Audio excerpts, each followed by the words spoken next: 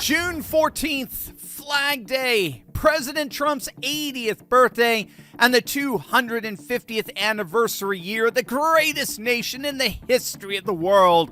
It all converged on the south lawn of the White House, transformed into a 4,000-seat arena with a full-size octagon, massive screens, red, white, and blue staging, and an overhead lighting rig they call the Claw, hosting the first professional sporting event in the history of the White House grounds. It was called UFC Freedom 250.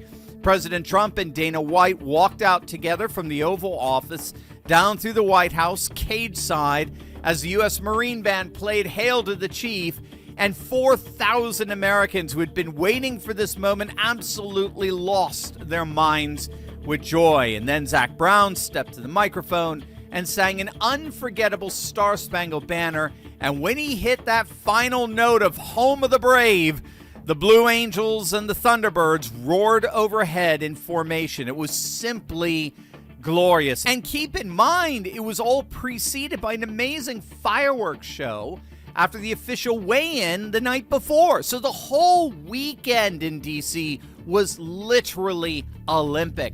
As for the fights themselves, they were extraordinary, not just as athletic performances, though they were absolutely wonderful. I mean, as American moments.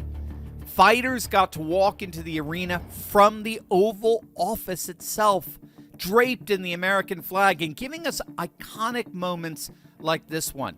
A picture literally worth 1,000 words to describe the level of patriotism that flooded the event.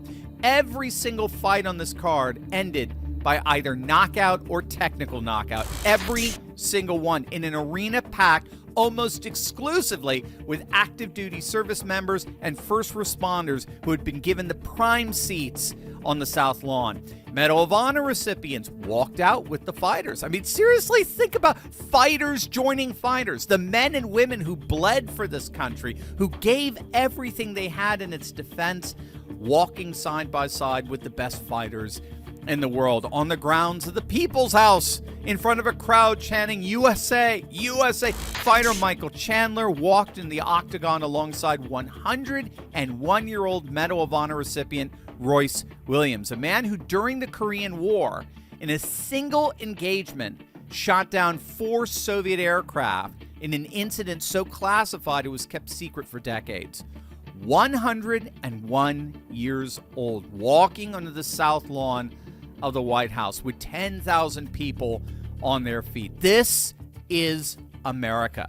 And then after Josh Hokit won his fight, he stepped out of the octagon, walked cage side, and gave President Trump his own fight chain. He took it right off his own neck and put it on the president's, from one fighter to another.